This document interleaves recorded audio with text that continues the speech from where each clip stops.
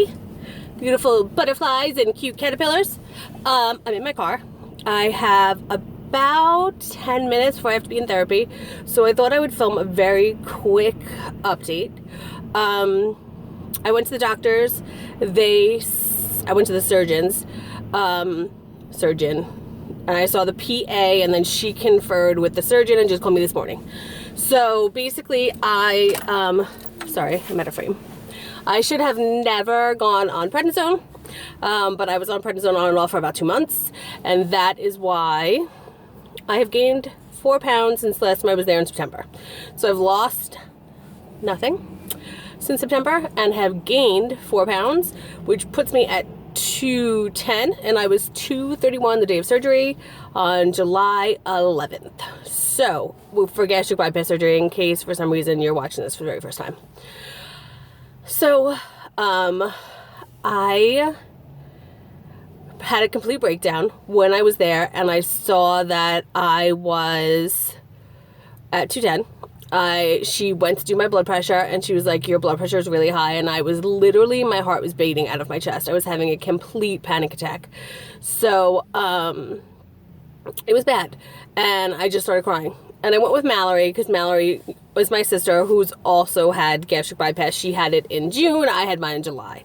And we just talked, and I said that I was really sick since like the end of October, and had been on prednisone for about 2 months, and different antibiotics, and they were trying to figure out what was wrong with me. I'd had like 3 shots of cortisone, because we just couldn't get me together. So, excuse me, iced coffee. So she said no more doing that. The surgeon, she called me today, and the surgeon was really mad at me for going on. I like a hair on my lip. I feel like my face is like higher on this side and lower on that side. They look like I had a stroke. I don't know what that is. Let's fix that. You know, I have bad sinuses on this side. Maybe this side's always swollen. I don't know. Anyway, so I have to go. So I can never do that again. If I have to go on prednisone because my breathing is bad, because that's what it was. I had pneumonia, and then I had a respiratory infection, then I had bronchitis and pneumonia. So if I have to go on prednisone again, I have to call them first. So this is a lesson for everybody. Apparently, you cannot go on prednisone when you have gastric bypass. It can mess up your stomach. But of course you have to breathe. So you have to call the gastric bypass surgeon first, and they will give you medicine to coat your stomach so you don't get an ulcer, because that's what he's afraid happened to me. What also is going on, if anyone's watched the other videos, is that I'm really swollen and puffy in my belly and my face, and she said the swelling is part of the prednisone, and the prednisone takes a really long time to get out of your system, she said, especially the shots. And the I'm touching it right now, belly. The bloating in the belly is because I have type 2 diabetes. And because I have type 2 diabetes, I have something called gastroparesis, which is where the opening from your stomach into your intestine closes very slowly, in case you weren't sure. Closes and opens slowly. So I don't empty my stomach out quickly. I empty it out slowly. So so food actually ferments, which is disgusting, in there, and then that causes gases, which then causes bloating. So, she said that it's, you know, she understands I'm upset about it, and, the PA and the doctor. And they said it's a small step backwards, but I can move forward. It's going to be a little bit harder for me, but everything is always a little bit harder for me, it seems like. Like, literally, just an example, like, I had to do like 4 tests after having the endoscopy for their surgery, because the person who did my endoscopy forgot to test for H. pylori. And like little things like that happen to me constantly. It's very strange. It's like, if there can be a complication, I'm gonna have one. Like when they went in to do my surgery, and the doctor knew that I had a hernia, but said that he wasn't gonna repair the hernia because he wanted to wait until after I'd lost weight. But then went in there, and there was tons of scar tissue, and there was multiple hernias, so he had to take them all. And my surgery ended up being like 18 hours. Well, no, that's a lie. That's totally an exaggeration. It ended up being like double the time of a normal surgery. I think it was like 6 hours, because he had to repair everything inside my stomach. So, before he could even touch to do the gastric bypass. So, that's how I roll. I realize I just turned my car off and now I don't know what time it is. Sorry, this camera is not like in the angle that I want it to be. Oh, shut up, I could do that, who knew? So that's where I'm at. I have a lot of makeup on. Sorry, I was playing with my makeup today before I came to the psychiatrist. Not the psychiatrist, totally not. It's the therapist, who I love, by the way. My therapist is amazing. We meditate, it's fabulous. So that's where I'm at. She said I could do a reset if I want to. She didn't call it a reset, she said starting over. She said so you could do like the liquids at first, then go to the softs, then go to the regular, just to get myself back into the mindset of where I'm supposed to be. So I thought that, okay.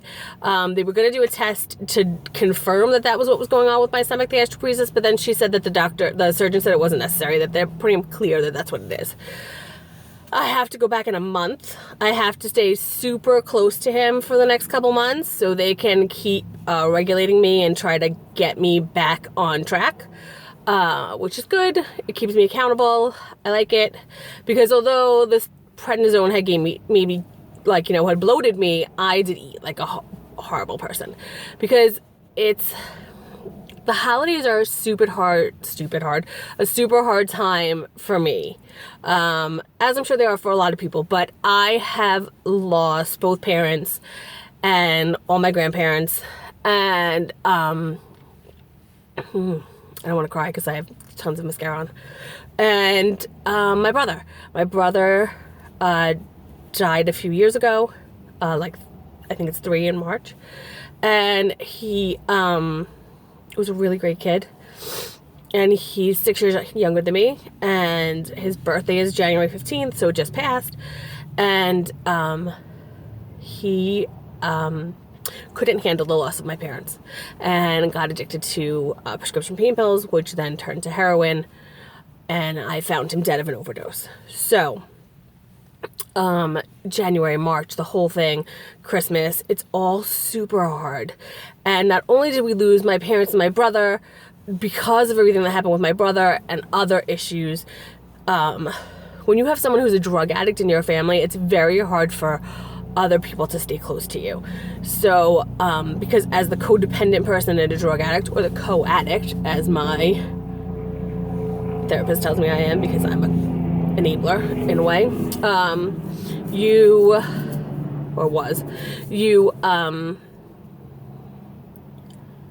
you just isolate and you become obsessed with helping that person. And so, I have to go. And so anyway, that is what, so I emotionally ate a lot. I'm not even going to try to deny it. I carbed up, I sugared up, cookies, everything. So now I'm starting fresh. Not going to do it yet because I haven't gone shopping and there's not really super healthy stuff in my house and I don't want to set myself up to fail. I am tracking through my MyFitnessPal right now, just keeping an awareness of how many calories I actually eat in a day. And like I went over by 200 calories of my 1,200 calorie diet yesterday. And just to let myself know where I've been at. And so I'm trying to just eat a little bit better. I was thinking about doing the keto diet like everybody else is doing, but because I'm a type 2 diabetic, I cannot. I can't go into ketosis. It can make me really, really sick. So, looks like I'm going to have to, again, not able to do what everybody else does. Got to do it my own little way. So, I'm going back to smoothies, I think, next week. So, that's where I'm at. I love all of you, and you should all love yourself, and that is what I'm going to go and talk to someone about doing right now. And take care of yourselves, my beautiful butterflies and cute caterpillars, and subscribe if you want me to keep making videos like I'm talking to people instead of just for myself, because I can just keep a catalog of myself on my own phone and on my own house, so you don't have to be bothered by me.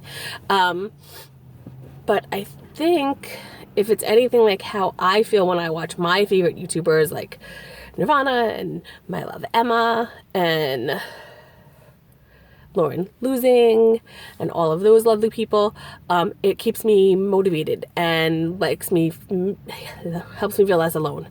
So have a great day. It is Wednesday.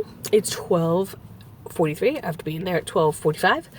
And I hope I didn't talk too fast because I've been told I talk really fast. And love yourself first because it's the most important thing that you can do. All right. Take care of you. Bye.